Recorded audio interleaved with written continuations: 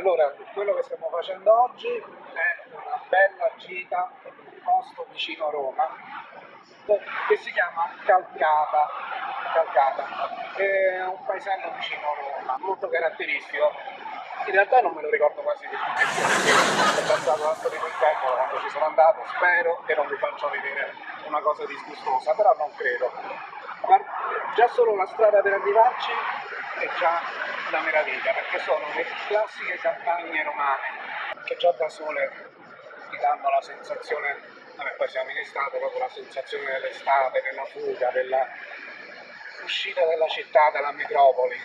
Io qui sono in compagnia di Paola, di ciao. Ciao! E niente, ci stiamo piano piano avvicinando. Paola mi stava dicendo che aveva comprato, perché tanto il viaggio è un po' lunghetto, mancano 24 minuti, quindi insomma abbiamo modo un po' di parlare. Stava raccontando di quando ha preso la casa in affitto. Allora, diceva, sai, com'era? A Valeria, non a Calcata. A Valeria, un altro paesello. Ma non l'ho presa in Appunto, affitto. non l'ha presa, la cosa bella che questa casa dice già non mi piaceva perché non aveva un bel panorama, e fino a qui la cosa funziona, no? Uno dice vabbè certo, se devo prendere una casa devo avere una casa che abbia un certo panorama, ci devo vivere. Ma la cosa bella è che adesso lei finalmente ha trovato la casa dei suoi sogni. Beh, insomma. Allora dico, vabbè, visto che all'epoca ha rinunciato a questo appartamento perché non aveva questa bella visuale, vabbè, adesso c'avrà come minimo la visuale su, che ne so, sul Colosseo, su Villa Pamphili, no, zone di Roma, che so, Piazza Navona. No, adesso sta in una casa, ho aperto la finestra, l'ho aperta e l'ho chiusa. No, lasciamo perdere, cioè c'è la visuale su un garage. Che già prima mattina quando l'apri ti fai subito una bella respirata di anidride carbonica, e con un garagista pure un pochino, possiamo dire, un po' strano. Beh sì, un po' strano il garagista. Però sa curare bene le piante. Già comunque la disgrazia a un punto positivo ci sta. Vabbè, insomma, tra l'altro c'ha una voce assurda, tipo ma la macchina domani ti sposta per un po' di là, che cazzo. E vabbè, scusate, ma ci metterò il beep dopo, ma anzi io non ce lo metto proprio il beep. Allora non ho mai capito, ma perché mettono il beep? Per coprire le parolacce. Lei giustamente dice per coprire le parolacce, però io dico, tanto si capisce, no? Se io dico, ma che beep? Hai capito che sta il beep, ma che cazzo? Cioè, perché non la lasci lì tranquillamente? Dice, vabbè, ma ci possono essere i bambini. Non è che i bambini vengono a vedere a me. Subito, insomma, dai. Ci stiamo avvicinando sempre di più. A Calcata. Calcata. E detto così, Calcata sembra come fosse accalcato. Cioè, Questo è Sacrofano. questo è Sacrofano. Faglielo un po' vedere. No, dico, visto così non sembrerebbe niente di che. No, ma devi salire, bisogna salire. Ecco, l'esperto del turismo italiano dice che se vuoi vedere cose belle devi salire. E è un po' anche la descrizione della vita. Se vuoi vedere le cose belle, se vuoi raggiungere delle mete importanti nella vita, devi salire. No? E ci avviciniamo sempre di più a Calcata.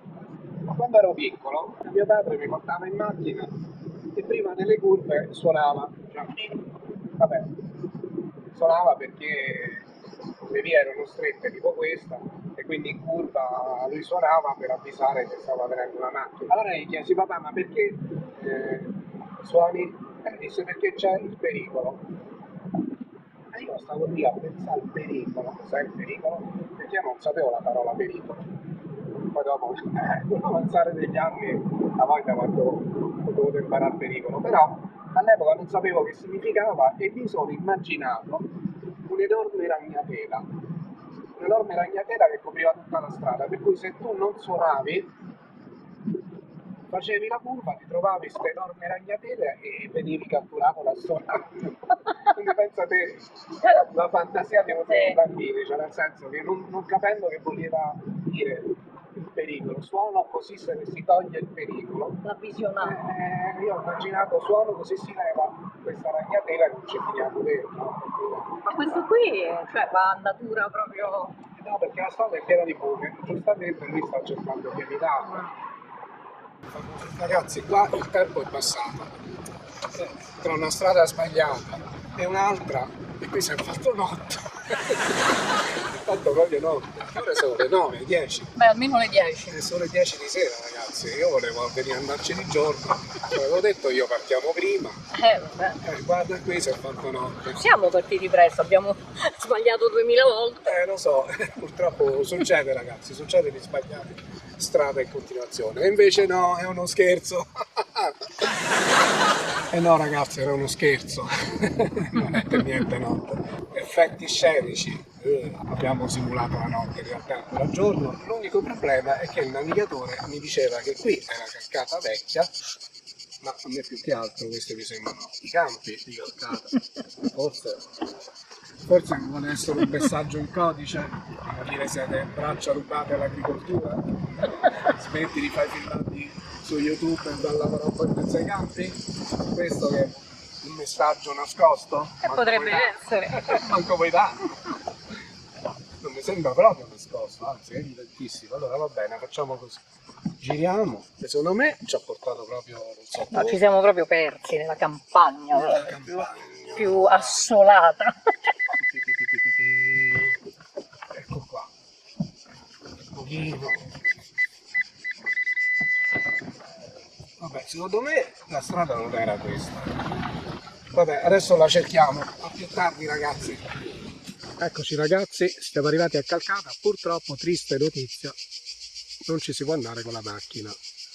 Allora, anni fa mi ricordo ci si poteva andare, però diciamo dai, è un'occasione per girare un po', vedere la campagna più da vicino. Qui si vede, c'è questa strada che porta una specie di scalinata che dovrebbe portare direttamente a Calcata, così hanno detto almeno, poi si vedrà.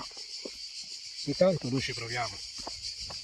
Devo tenere un po' gli occhi sulla strada perché, come vedete, c'è, a parte questa bella donzella che mi sta camminando davanti, che è Paola, qui vedete solo i piedi, va bene, e piano piano svelerò tutto il resto.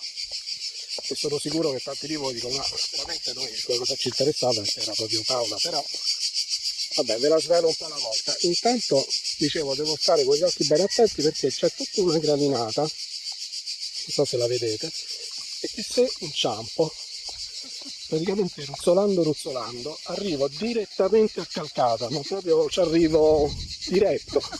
Che ne pensi, Paola? È bello qui. Lei dice che è bello, e se l'ho detto lei vi dovete fidare, perché Paola c'è, diciamo, dei gusti molto molto sofisticati. Vi ho già detto della storia che ama i bei panorami di casa, infatti non a caso adesso finalmente ha un panorama, ma che togliamo di questi panorami qui banali, delle campagne romane, ma che... Lei c'ha il garagista, che potrebbe essere anche un film di tanti anni fa, Il garagista.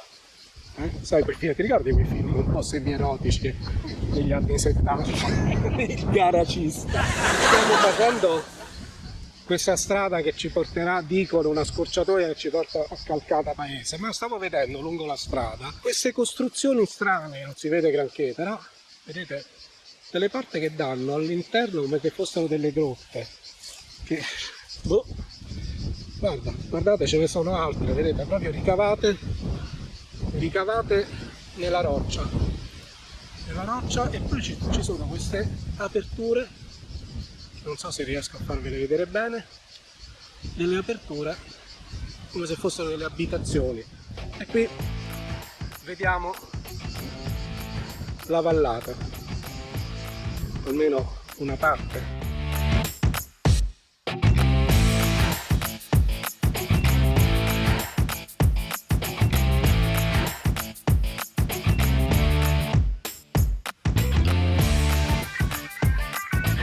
E qui vedete ci sono queste grotte, io non so come definirle, perché vabbè, qui c'è stato il mattonato, ma poi all'interno ci sono queste porte che danno all'interno di qualche cosa, che non so bene cosa, ma come se fossero delle abitazioni ricavate. Ecco, qui un'altra, ricavate all'interno di queste grotte, perché poi vedete che è tutto tufo e un altro.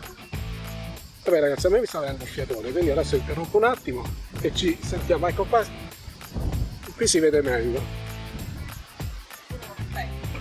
Ecco, vedete? Ah, c'è pure l'eco, c'è anche l'eco. E boh, ci sono ruote, cerchioni, uno specchio qui in fondo. Laggiù non capisco se è un tavolino. No, lì mi sembra un po' buio, forse non si vede bene, ma mi sembra come fossero degli strumenti agricoli di un tempo. E va bene, allora dicevo, siccome c'ho il fiatone, stacco, ci sentiamo più tardi.